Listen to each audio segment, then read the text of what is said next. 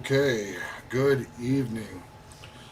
My goodness gracious, what a week that we have seen in the news this week. The first thing that we're going to be talking about today is um, the war in Iran, which is our top story. Okay,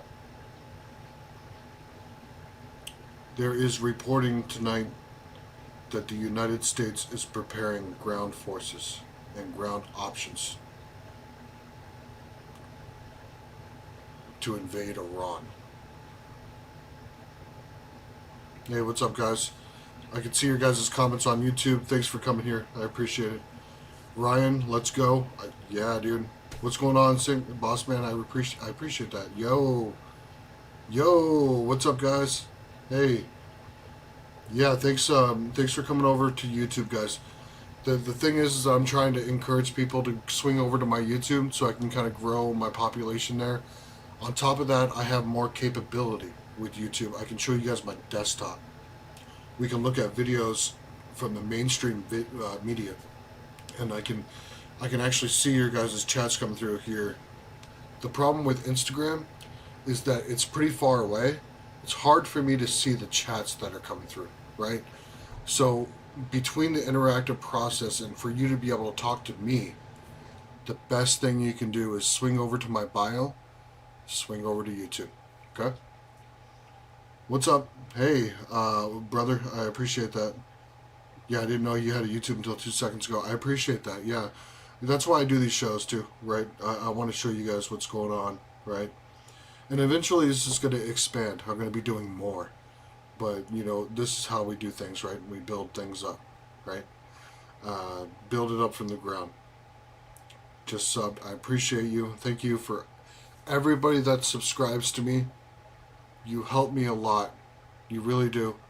And it keeps me going. And everybody that does everything that they do, they watch my stuff.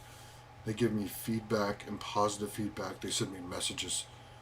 You guys are doing so much for me, and I really do appreciate it, especially the hard times right now with the Iran war.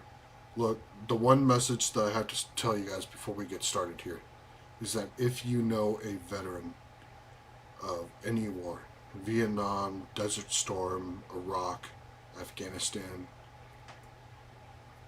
it is incumbent upon you. I'm giving all of you a task if you are watching me. And I'm going to take this personally. You guys need to check on every single veteran that you know. If they served in a combat role, you need to check on them. Send them a message. Tell them that you love them. Thanks for your service or something. But with the events that's going on in the world right now,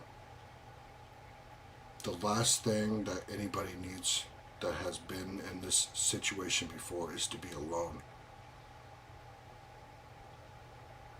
So my task to anybody that is watching to me today is to reach out to a veteran that you know, especially if they were in a combat role,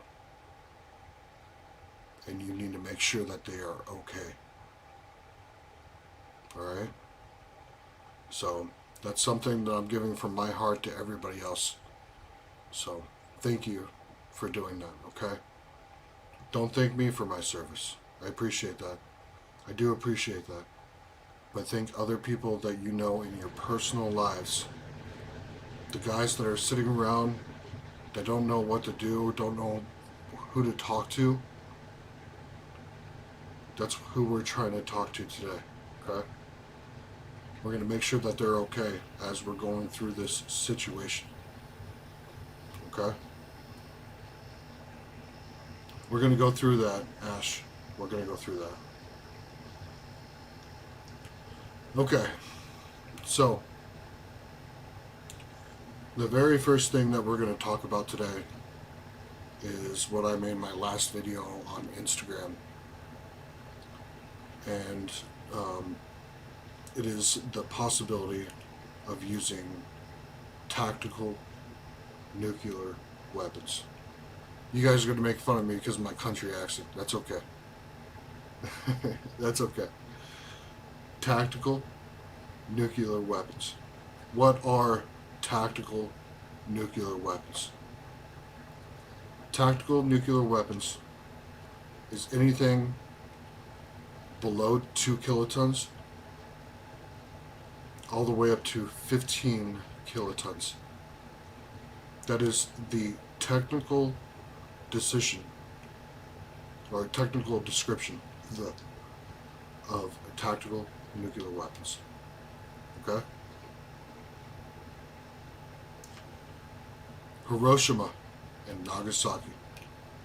Both of those weapons are considered today as tactical nuclear weapons. Just so we understand where we are, okay? In 1961, the Soviet Union dropped the Tsar Bomba. That is a 50 megaton nuclear weapon. These weapons can be extremely powerful, or they can be very tactically used. They're still powerful compared to normal single bombs, right?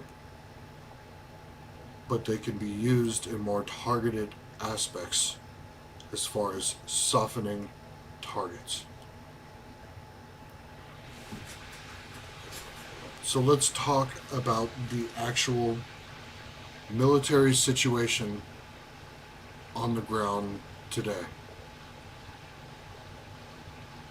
We're going to talk about the military situation.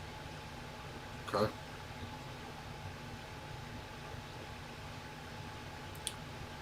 I'm going to take you back in time. March 2003. Operation Shock and Awe.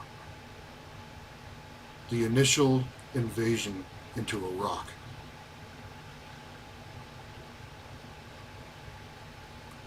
$150,000 American Marines and soldiers invade Iraq with support from the U.S. Navy and the U.S. Air Force. Shortly thereafter, reinforcements are pushed in. Within 30 days of the Iraq War, 300,000 American soldiers and Marines were securing locations inside Iraq.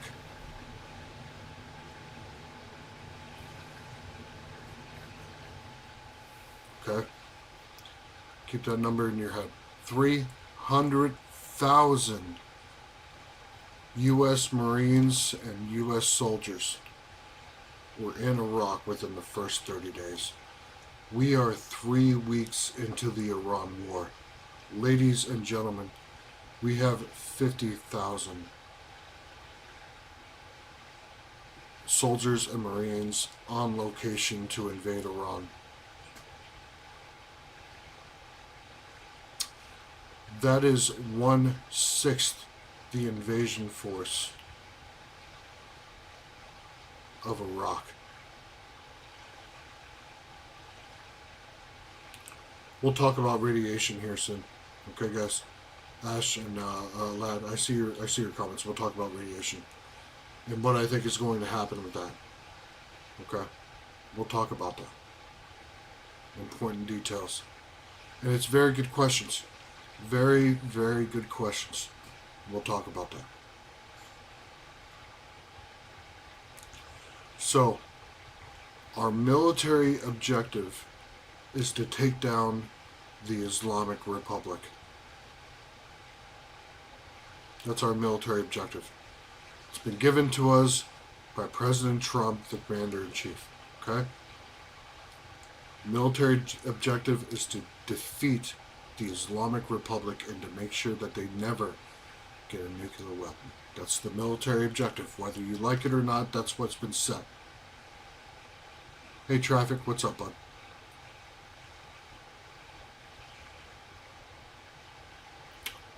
So,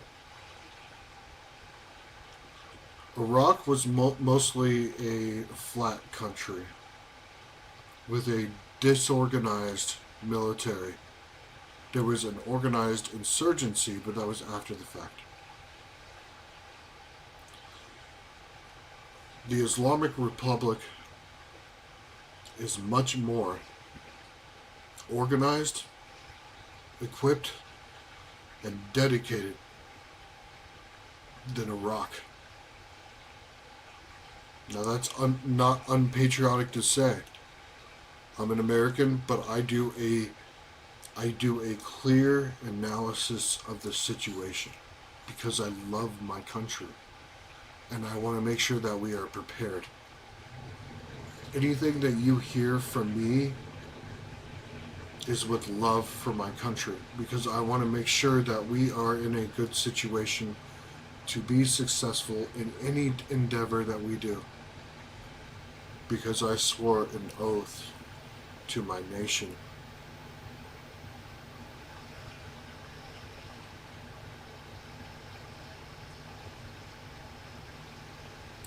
So, if we are invading Iraq with 300,000 U.S. soldiers and Marines, and if Iran is significantly more mountainous than Afghanistan,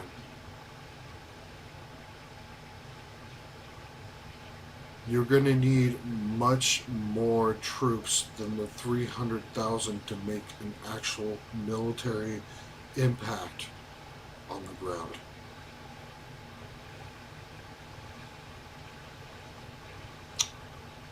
So you see, there is a military capability issue with a ground invasion, which means that they are planning on plugging that military gap with tactical nuclear weapons. They are going to launch nuclear weapons to soften targets and to eliminate large areas of the Islamic Republic forces. We're talking about millions of casualties as soon as these are launched. They will be targeted for military infrastructure and for the Islamic Republic's training grounds and where they house their troops.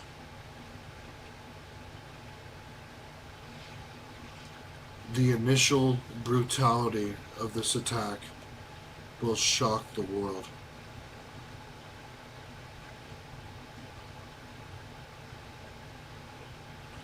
It will immediately turn the United States into a pariah. You thought North Korea was bad. The isolation of the United States will be profound.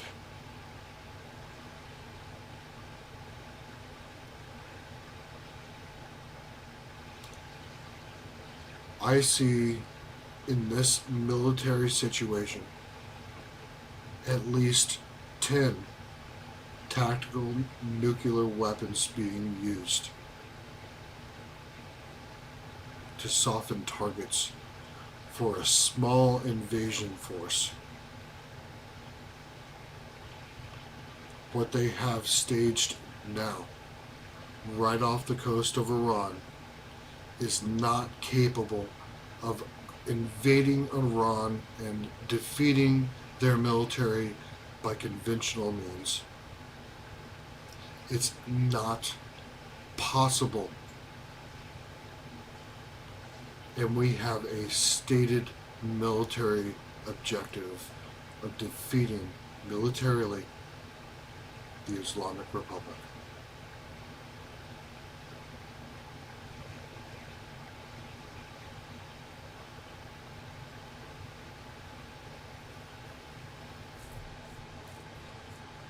So, with that being said, this is my opinion, right?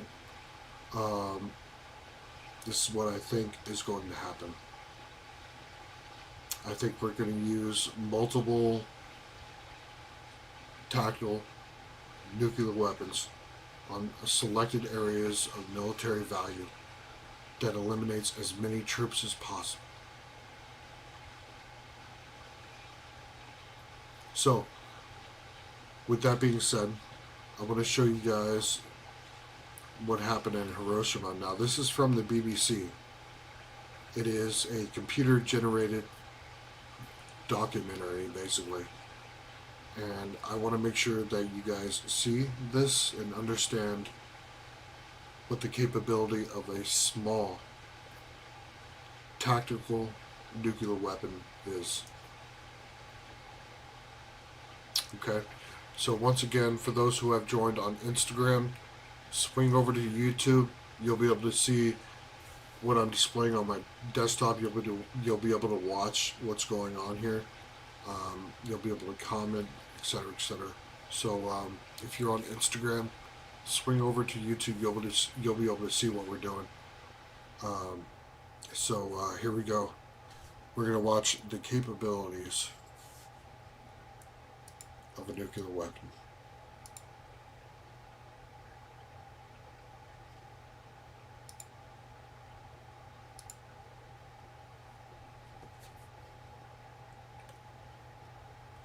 I'm going to turn my volume up so everybody on Instagram can hear me.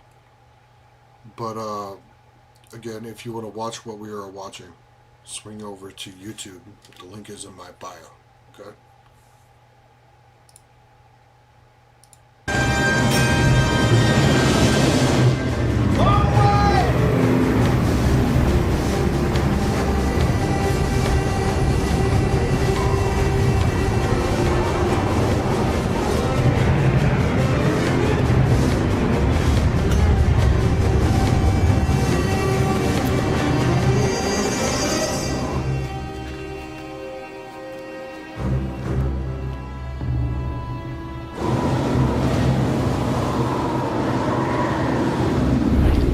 It took about 45 seconds from the time the bomb left the airplane until it exploded. And I think there wasn't a man in the airplane that wasn't either timing it with his watch or counting or doing something. I was sure the bomb was a dud. I was sure it wasn't going to work.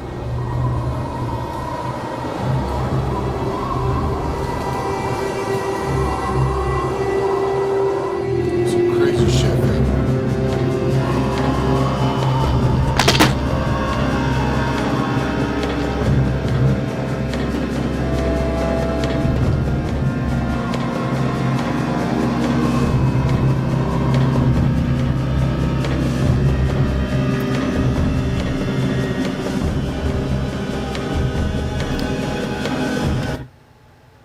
Just imagine you're going about your day. You have no idea this is about to happen. Now, before we play the rest of this video, I want to tell you guys the conditions on the ground. The temperature was around 65 degrees Fahrenheit. Within milliseconds of this weapon being detonated, the kill zone rose from around the mid-60s to over the surface of the sun within milliseconds. The surface of the sun is over 10,000 degrees Fahrenheit. People left shadows where they were standing. And we're going to watch the rest of this here.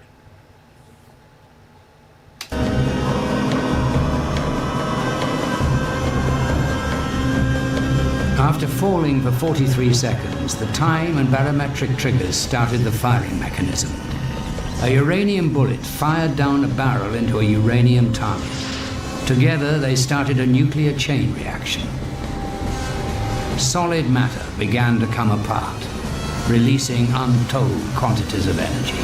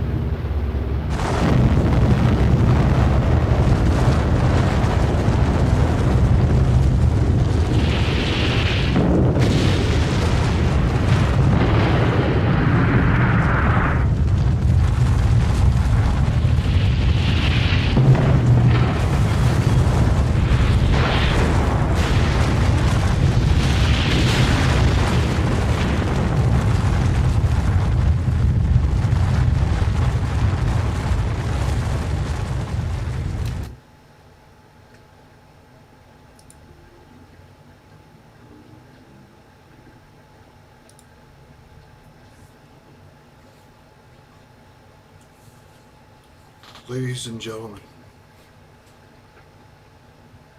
that initial blast instantly killed 80,000 people. Vaporized or critically wounded to the point that they died. There are stories of people diving into the river near Hiroshima to stop the burning. People's skin was melted off of them. Women, children, and men suffered.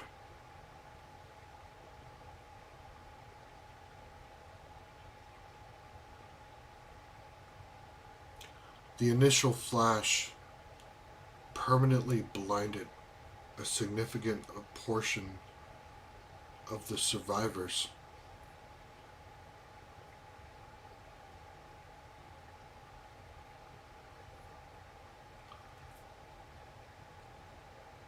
This is not a fucking game.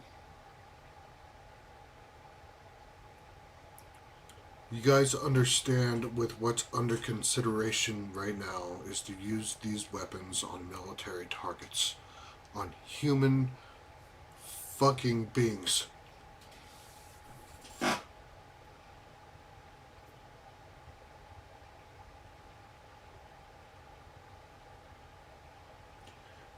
I sat there as soon as the attacks started on Iran, which I predicted. And I cried in front of 1 million people. 1 million people saw that video. And I told you all that America's men and women that are in uniform deserve better than this. Congress didn't even vote on a declaration of war.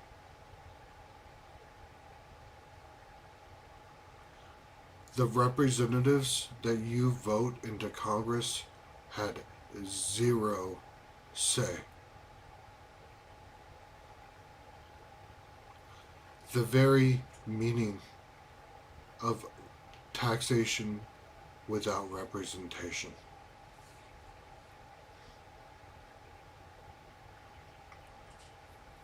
The strategic blunder of a single man.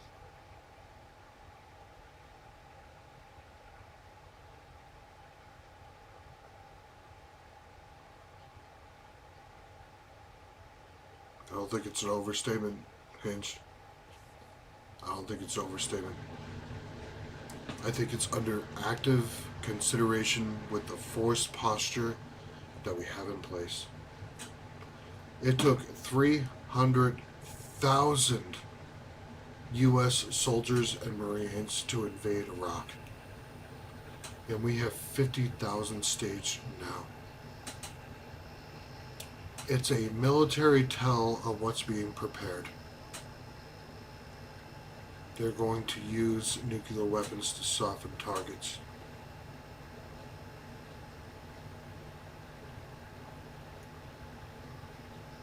It's exactly what's going to happen.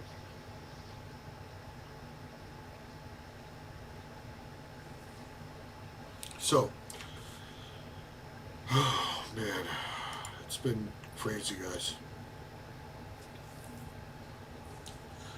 The next thing we need to talk about today, now that we got through total destruction and World War III and basically the end of the world, we need to talk about an awkward moment that happened between Donald Trump and the Japanese Prime Minister on how he talked about Pearl Harbor.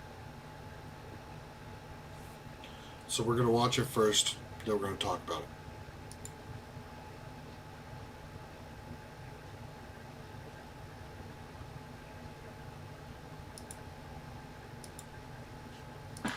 Brother, One question, why didn't you tell US allies in Europe and Asia and Japan about the war before attacking Iran? So we are very confused about we Japanese Well, citizens. one thing, you don't want to signal too much. You know, when we go in, we went in very hard, and we didn't tell anybody about it because we wanted surprise. Who knows better about surprise than Japan? Okay? Why didn't you tell me about Pearl Harbor?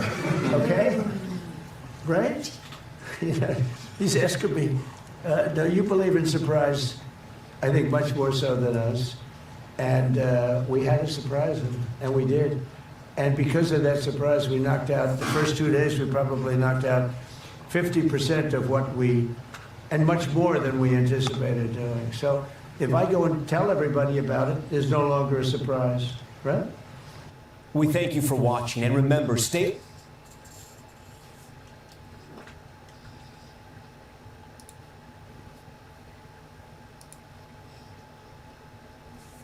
Okay. So why didn't the Japanese Prime Minister tell Donald Trump about Pearl Harbor? Well, considering that Pearl Harbor was in 1941, you know, so there's number one. I also think that Donald Trump was trying to make a joke, which seemed kind of on the spot for the Japanese Prime Minister. I think it was awkward. I think it was unprofessional. I think the Japanese Prime Minister actually looked kind of shocked that it was even being talked about. Like, what do I even do here? Right? Let me see if I can get that picture here. Let me see if I can get this real quick. This image.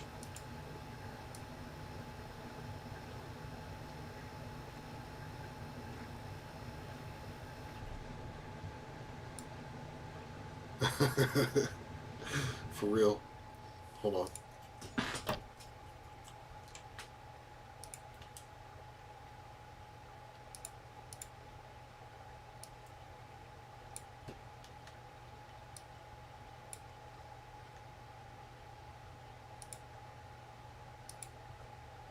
Okay, just look at her. Compared to Donald Trump here. Now, if you're on Instagram, you can't see my desktop. Swing over to YouTube, you can see what we're looking at here. But you can see the Japanese Prime Minister. She is like, what do I even do here? What in the heck do I even do here?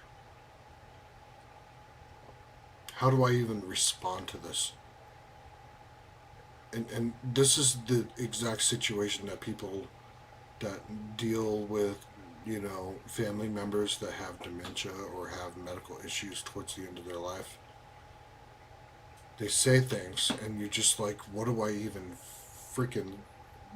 fucking say to this, right? And that's her exact face right there. What the fuck do I even say? Right? It's crazy. I mean, you have to survive in this environment that you can't really say anything to directly offend the man in charge right now. But at the same time, the body language says something, and you're just like, what the fuck? Right? What do you even fucking say to that? Right? What the fuck? Yeah, I mean, right? Aredo, you said Aredio? Yeah, felt cringe. I saw you're doing a great job. I appreciate that. Thank you. I really do appreciate you guys saying that. For the most part, I do this on my free time, and I do this for free, for the most part. I have subscribers that I make $100 a month off of, but, you know, for the most part, I do this for free. So I do really appreciate when people say I'm doing a great job. Thank you. Alright, so next, what we're going to be talking about next, some crazy stuff that's been going on this week. Next thing we're going to be talking about is the F-35 that was shot Apparently, the Iranian military has made contact with an F-35 strike fighter. So we're going to be looking at this real quick and then we'll talk about it.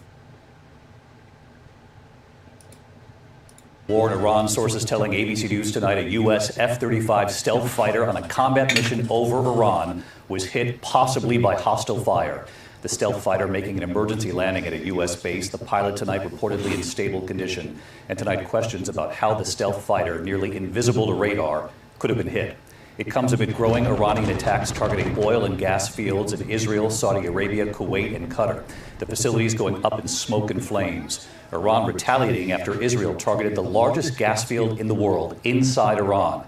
President Trump tonight claiming he did not know about Israel's plan to strike the world's largest gas field. Tonight, this U.S. F-35 stealth fighter hit, and what we know so far. ABC's chief international correspondent James Longman leading us off from the region again tonight. Tonight, for the first time since the war in Iran began, a U.S. stealth fighter jet is believed to have been hit by enemy fire.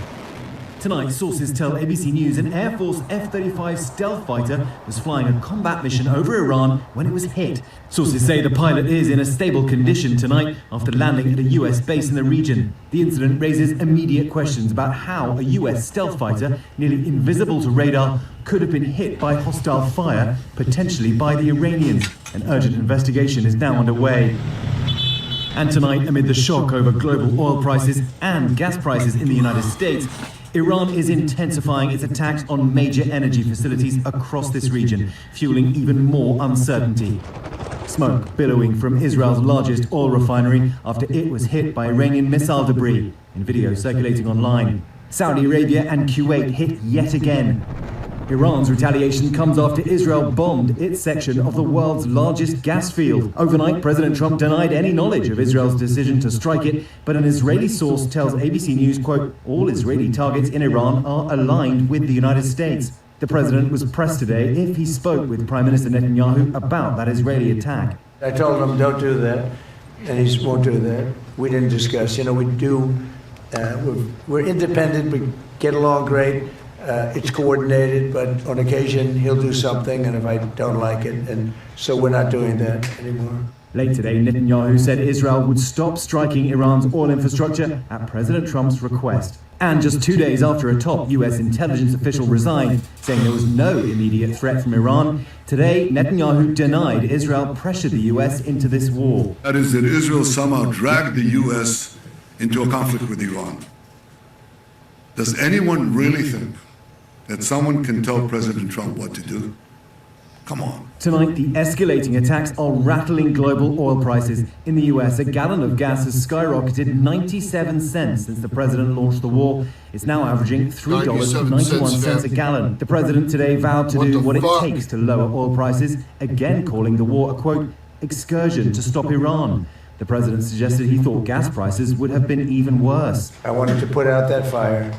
And I said, you know, when we do that, oil prices will go up, the economy will go down a little bit. I thought it would be worse, much worse, actually. I thought there was a chance it could be much worse. It's not bad, and it's going to be over with pretty soon. And tonight, in an effort to secure the Strait of Hormuz, the U.S. destroyed multiple Iranian Navy ships, saying they were threatening international shipping. And in another sign of this widening conflict in Lebanon tonight, the horrific moment caught on camera as an Israeli airstrike exploded just feet away from a Russia Today correspondent. RT posting this video. The journalist suffered shrapnel wounds. RT claims Israel fired on the reporter's vehicle on purpose. Israel claims it was targeting a bridge in the south used by Hezbollah. And David, tonight there are still big questions over how Iran might have been able to hit that stealth F-35 jet, given the Pentagon says so much Iranian weaponry has been destroyed. Thankfully, the pilot tonight is in a stable condition. David. James Longman leading us off here again tonight. James, thank you. Breaking news in the war. Oh, man. Breaking news in the war.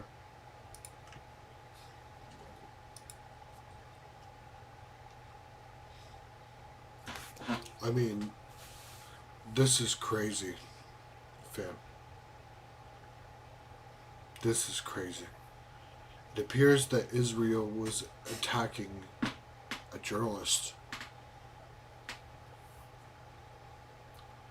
Again. And the situation in Iran continues to deteriorate. And we're talking about sending ground troops at a fraction of what we used in Iraq. People are going to be motivated to resist.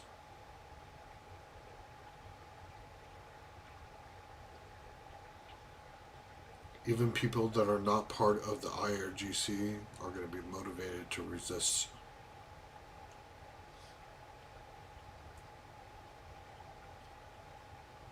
It reinforces the thought that we are going to use some kind of massive multiple military elimination tactic, like tactical nuclear weapons.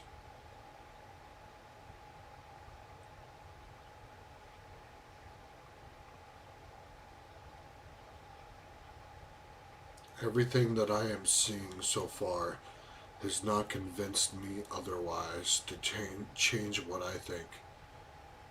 That we are going to use some kind of tactical nuclear device on the Islamic Republic that thin their numbers to send in ground troops. I have not seen anything that has convinced me otherwise as of yet. We are going to use a combination of ground softening tactical between 2 kiloton and 15 kiloton nuclear weapons to soften targets in Iran and eliminate large numbers of their military very quickly. And then we're going to send the U.S. Army and the U.S. Marine Corps in, and then we are going to clean up. Who cares if the land is irradiated if you're just trying to grab the oil? Let them all suffer, fuck it, right? God damn it, guys. This is fucked up. This is like the type of shit that people wanted to do in Iraq. They wanted to suck the country dry. Who gives a fuck to the population, right? Radiation be damned. We just want their fucking oil. God damn it, guys. I'm sorry for those who are religious. I really am. I'm just... God damn this situation. Jesus and God himself. God damn this fucking situation. Oil fields are burning right now.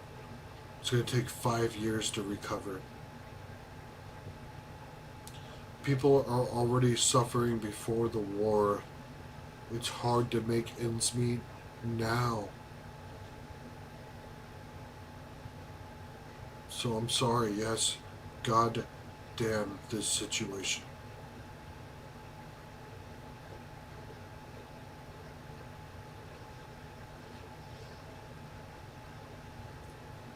We should not be forced against this situation, against our will.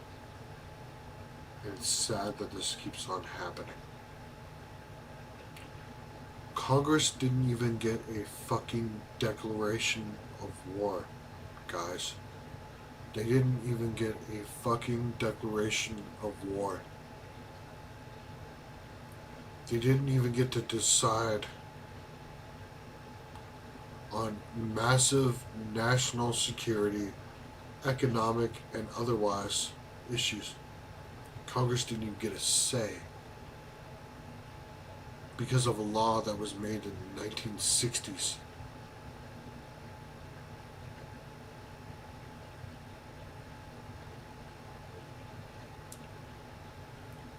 The window opens for Trump to drop nuclear weapons to soften targets after the stock market closes. Which means we are in the window right now to drop weapons. The window is open until Sunday night Eastern Time, when the oil markets open back up. You see, if you drop a nuclear weapon in the middle of the week when the stock market is open, the stock market would instantly crater, and all of Donald Trump's friends would become bankrupt. Can't have that, right? We have to make sure that the rest of the world is bankrupt. Right? None of Donald Trump's friends. Which is why we have to do it on the weekend. So, I don't know if it's going to be this weekend, next weekend, or the weekend after. That's the window. A massive casualty event. You will see this on CNN, and Fox News, and NBC. They will start using this language.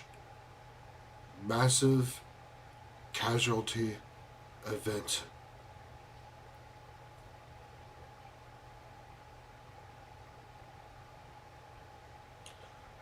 Between 900,000 and 1.8 million Islamic Revolutionary Guard troops and Iranian army troops will be eliminated within a day. Within a day.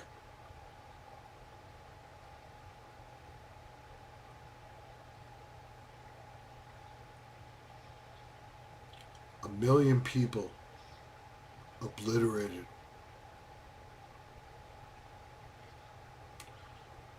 We are going to have to start dealing with the human reality of what we are about to do. 1.8 million people is what I think is about to happen in Iran if this does not expand.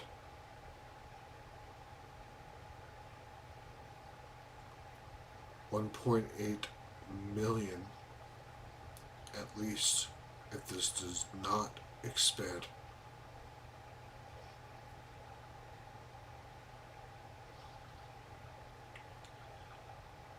We need to seriously start considering what we are doing. Should Congress have had an actual vote of a declaration of war before 1.8 million people die?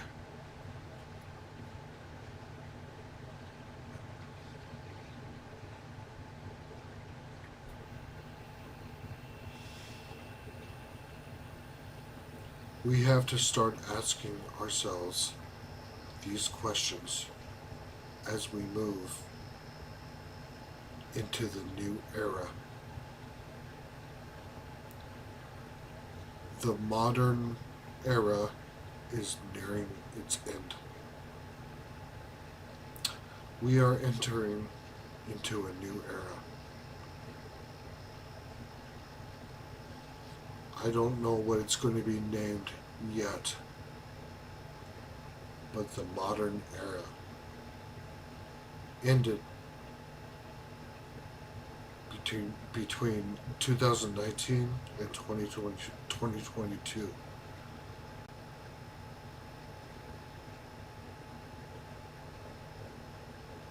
It's where we are.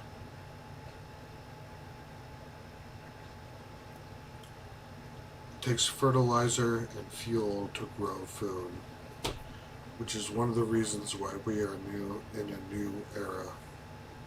It's a good question, Taz.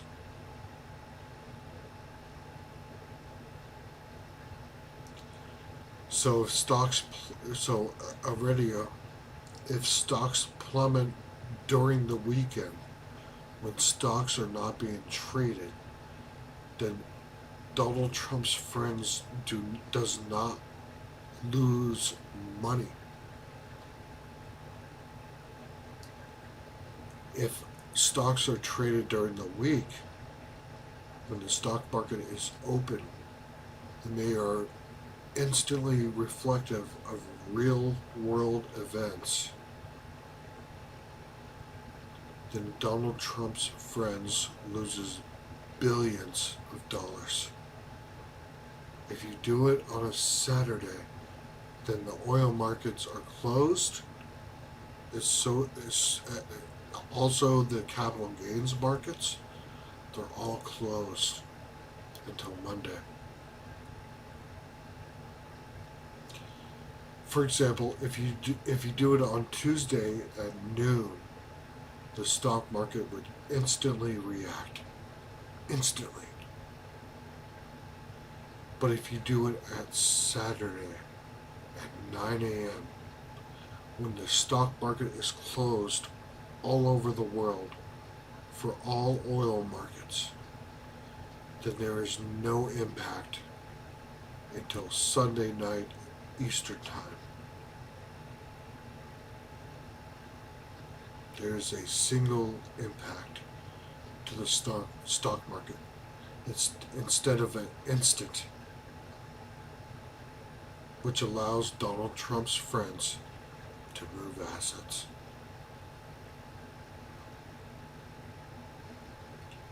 It is a game tried and tested and true since the Vietnam War.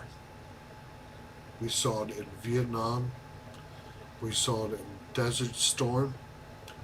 We saw it in Iraq. People made billions of dollars on war.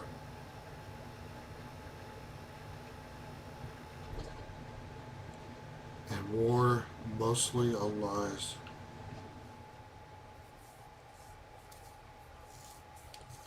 On Monday, if the attack is successful, if you're betting on the attack being successful, it's a good question over here. If you're betting on the attack being successful,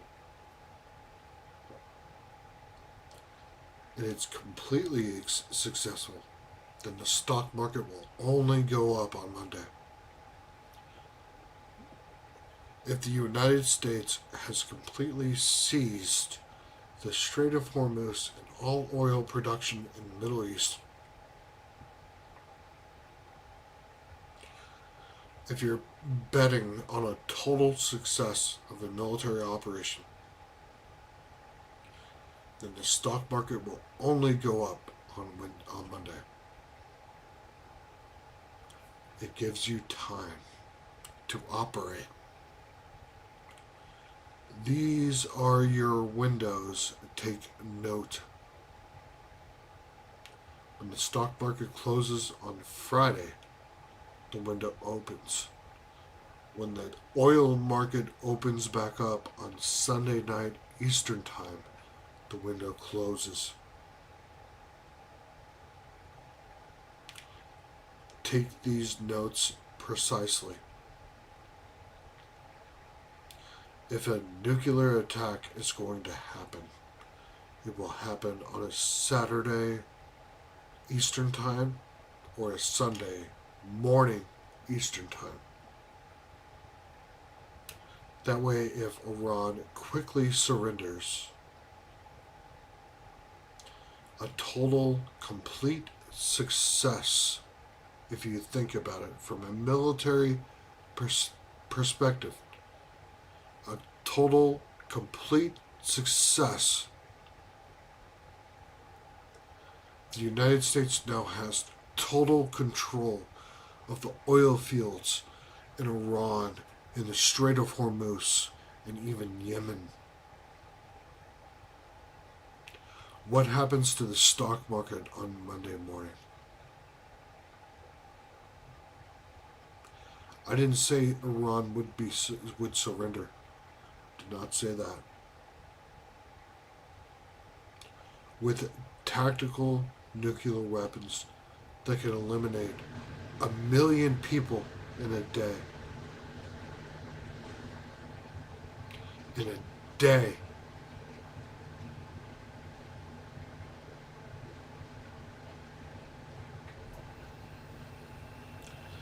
This is the path to victory, and this is the path that has been presented to Donald Trump. Do you think, honestly, to my audience and on Instagram or otherwise, do you honestly think that Donald Trump has been presented a path to total victory, which includes nuclear weapons, which includes 1 million Iranians dead? Does anybody honestly think here that Donald Trump would refuse a total victory with the consequence of 1 million Iranians dead and using nuclear weapons since the first time since World War II? Honestly, does anybody honestly think that Donald Trump is incapable of doing this? Somebody needs to answer me. Does anybody honestly think? Seriously. I would love somebody to say, you know what, I don't think he would do that.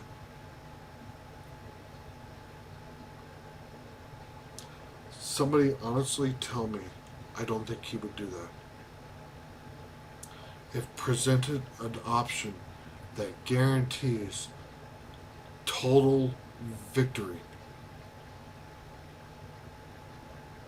Donald Trump would not use nuclear weapons.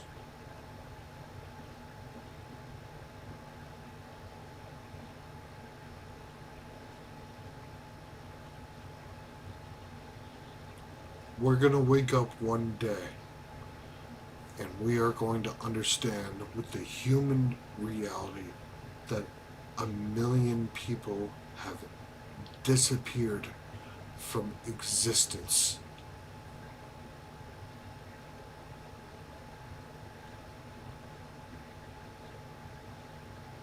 It's exactly where we're going.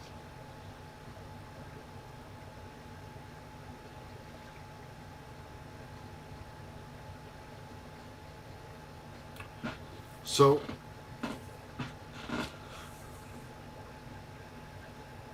we have an entire weekend. I'm going to be monitoring this entire situation as we're going through.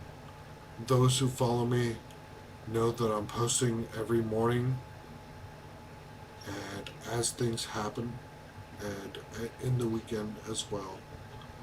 So, stay tuned. I'll keep you guys updated.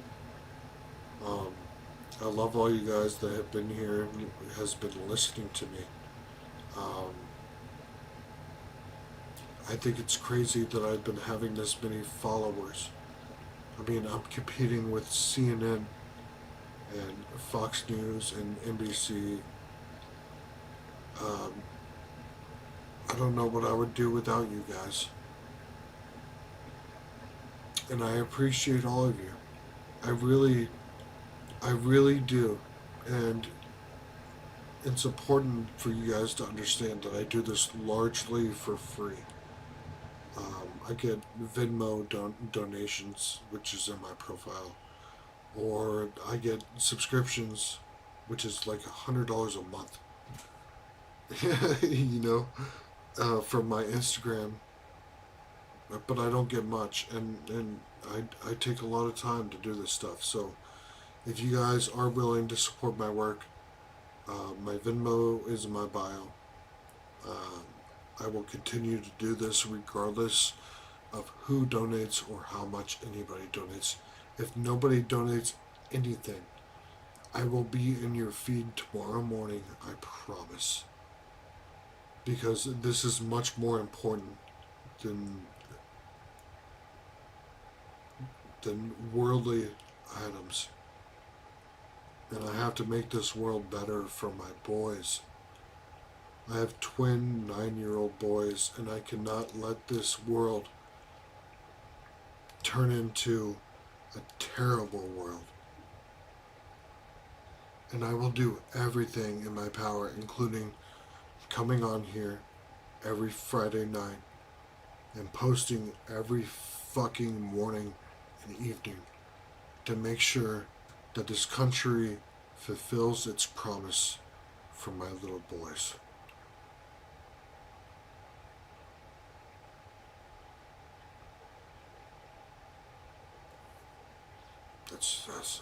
I mean,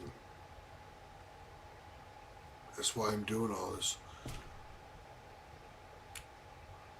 I want to make sure that they have a good life. And it's hard to even see what happens in 5 years. So, I love you guys. Thanks for watching. The Keith Goldsby Show is every Friday, 9 p.m. Eastern Time, 8 o'clock sometimes, depending on how my voice goes down. And I will continue to be here to fight for my country.